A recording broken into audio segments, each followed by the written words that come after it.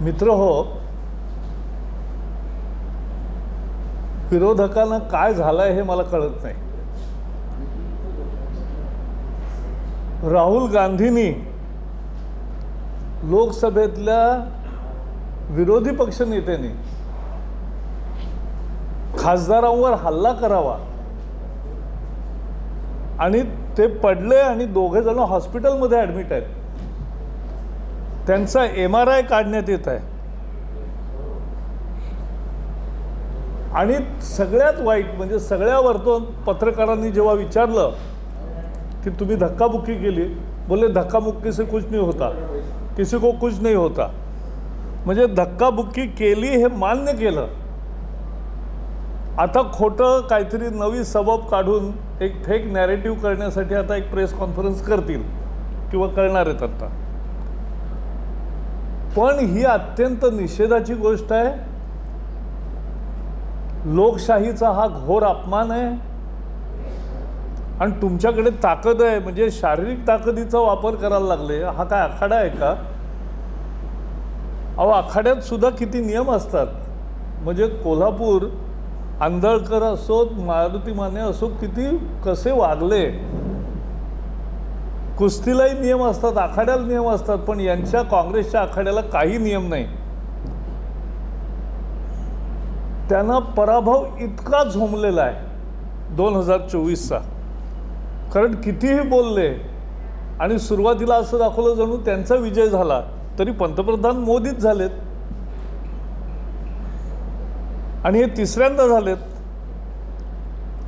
आणि लोकांनी काँग्रेसला 15 वर्ष नाकारलाय आणि आता त्यांचे सहकारी पक्षही नाकारतायत.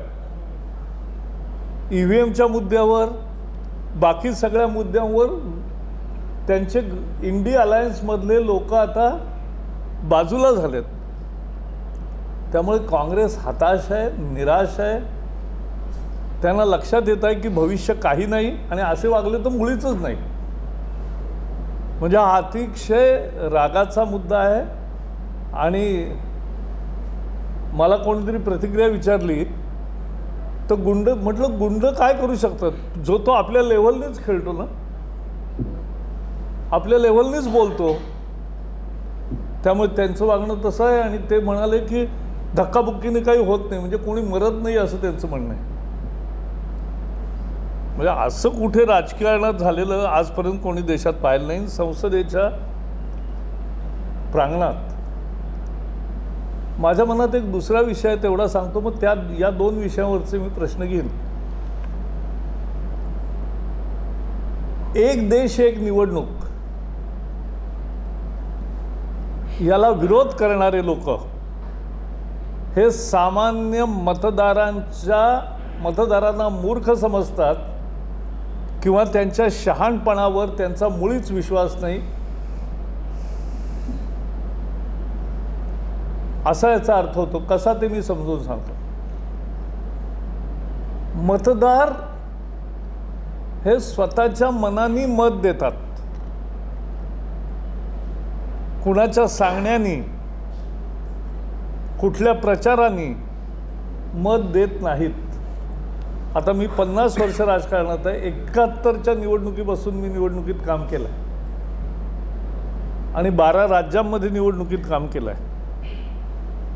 तर माझा अनुभव हा आहे की मतदार हा स्वतःचं त्याचं एक परसेप्शन असतं आणि कशावर मत द्यायचं हे तो ठरवतो आणि त्याप्रमाणे मत देतो. तुम्हाला आवडो न आवडो, तुमचा जय होईल पराजय होईल, पण मतदार त्याचा विचार करून मत देतो. माझा त्याच्या सामान्य माणसाच्या, सामान्य मतदारांच्या बुद्धीवर माझा विश्वास आहे, पण या विरोधकांचा नाही.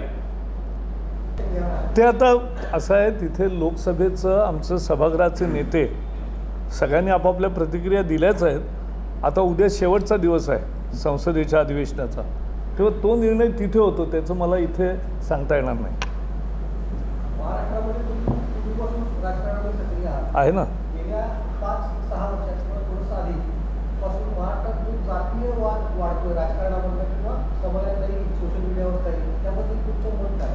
प्रश्न चांगला आहे. मला भेटा वेगळं, पण मी एवढंच सांगेन की मी तुम्हाला सांगितलं आहे, मी शेवटी प्रेस कॉन्फरन्सचं काय आहे, मी 2 विषय तुमच्यापुढे मांडले, त्याविषयी काहीही प्रश्न विचारा स्वागत नाही. तसं नाही ना, आपली एक डिसिप्लिन असते ना.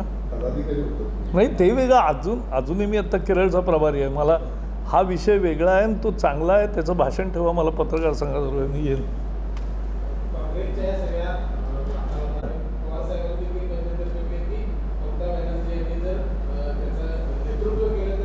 ते म्हटले उद्धव ठाकरे म्हटले, समाजवादी पार्टी म्हणाले, सगळेच म्हणाले. आता त्यांच्या बाजूनी कोण राहत आहे मला माहीत नाही, पण आम्ही त्यांच्या भांडणावर नाही आहोत. आम्ही देशाचं काम करणं, लोकांचे प्रश्न सोडवणं आणि देशाला पुढे घेऊन जाणं, याच्यामध्ये आम्ही.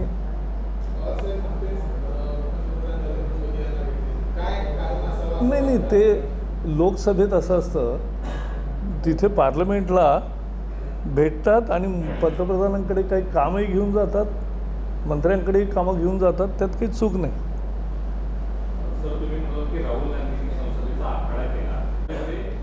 ते आता ते जे आहे ते संसदीय दल निर्णय करतं, त्यामुळे ते सांगतील. पण आम्ही FIR दाखल केला आहे आणि आता बाकीचं काय होईल ते आता आपल्याला, मला इथे नाही सांगता येणार ना. उद्या शेवटचा दिवस आहे, आमचे संसदेतले नेते त्या संबंधात निर्णय घेतील.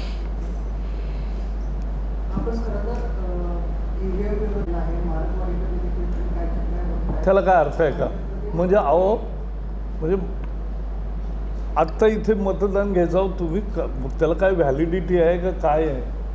शेवटी ते घडलंच नाही आणि तसं होतच नाही. एक आपल्याकडे निवडणूक पद्धत आहे बाबा, आपण जातो, आपल्या हाताला अजूनही सगळ्यांच्या शाही आहे, आपण तिथे सही करतो, तिथे आपल्याला मतपत्रिका देतात, आपण जातो, त्या बटन दाबतो, त्याचं VVPAT येतं.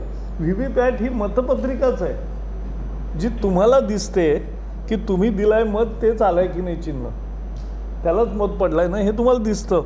आणि ती VVPAT जिथे जिथे मोजली, ज्यांनी अर्ज केले तिथे मोजली, ते पैसे भरावे लागतात की ते मोजतात पुन्हा. तर VVPAT ज्या मतपेटीमध्ये जेवढी मतं VVPATवर ज्या पक्षाला जशी EVMवर दिसली तशीच निघाली ना, म्हणजे त्याच्यात काही नाहीच आहे फरक, ती मतपत्रिकाच आहे. आणि पूर्वी आपल्याला काही मतपत्रिका बाहेर नाही घेऊन जाता यायची, लोकांनाही दाखवता यायची, ते गुप्त मतदान आहे, त्यामुळे त्या पेटीतच टाकायचो आपण. तर ते आहेच, पेटीतलं मतदान उलट तुम्हाला दिसतं खात्रीसाठी.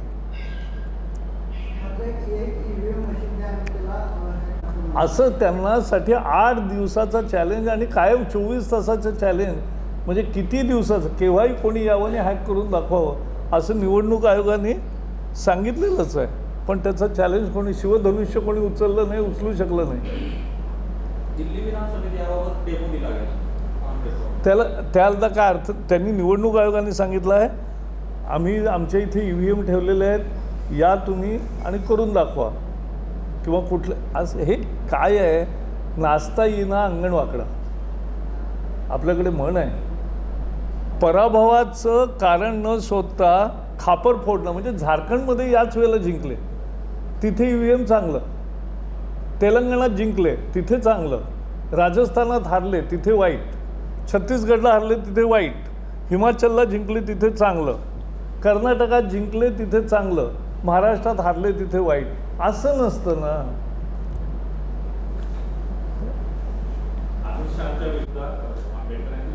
त्या विषयात आपलं अगदी स्पष्ट आहे की डॉक्टर बाबासाहेब आंबेडकरांच्या संविधानाची मोडतोड काँग्रेसने केली, आणीबाणीमध्ये सुद्धा आणि आधीसुद्धा पूर्ण घटनाच संपून टाकली स्वतःच्या स्वार्थासाठी. गेल्या 10 वर्षात मोदी सरकारने संविधानाचा आणि आंबेडकरांचा जेवढा सन्मान केला तो काँग्रेसने कधीही केला नाही. आणि संविधान, न्यायपालिका, कार्यपालिका या सगळ्यांचं जे स्वातंत्र्य आणि हे आहे ते तर अबाधित राहिलं गेल्या 10 वर्षामध्ये. UPAच्या काळात असं नव्हतं.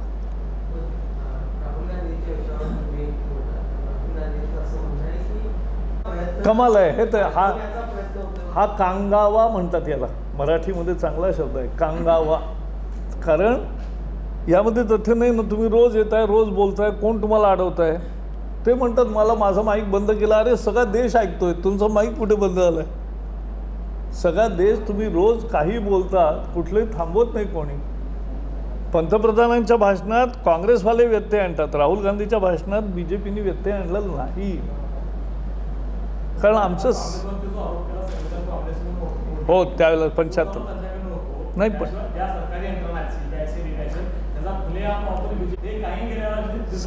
सांगतो ना.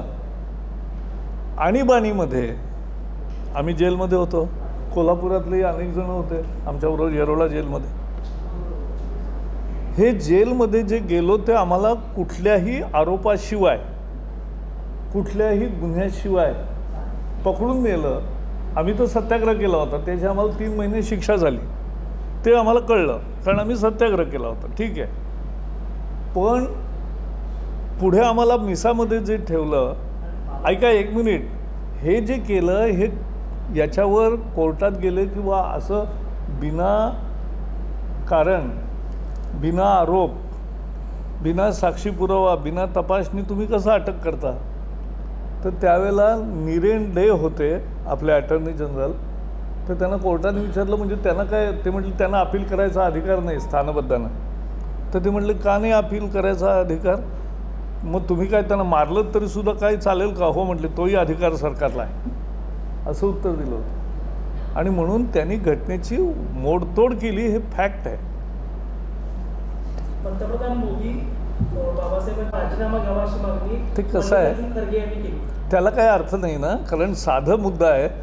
तुम्ही सगळ्यांनी ऐकलं आहे भाषण, त्यातलं एकच वाक्य काढून दाखवणं हा चूक आहे ना. त्याच्या पुढची 5 वाक्य आहेत ती ते दाखवत नाही. तर तो कसा आहे, त्यांना असल्या राजकारणाने काँग्रेस कुठेही पोचणार नाही. पोचली तर ती रसातळाला पोचेल, याच्याशिवाय कशात नाही पोचणार. नाही तो नाही आजचा विषय. नाही रे, असं नसतं रे, कुठलेही प्रश्न कुठे. मी बोललो या 3 जे प्रमुख विषय होते आत्ता, एक देश एक निवडणूक, राहुल गांधींचं वागणं, त्यानिमित्ताने जे प्रश्न विचारले ते, आणि EVM. तर सगळ्यांना धन्यवाद. आणि चहा पिऊ तेव्हा मी सगळ्यांशी बोलायचं आहे, गप्पा मारू.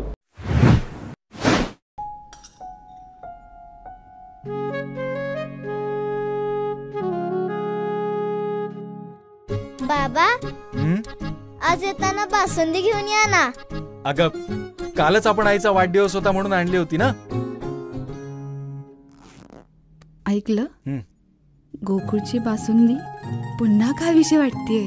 खरं सांगू, मलाही खावीशी वाटतेय. पुन्हा पुन्हा खावीशी वाटणारी गोकुळ बासुंदी.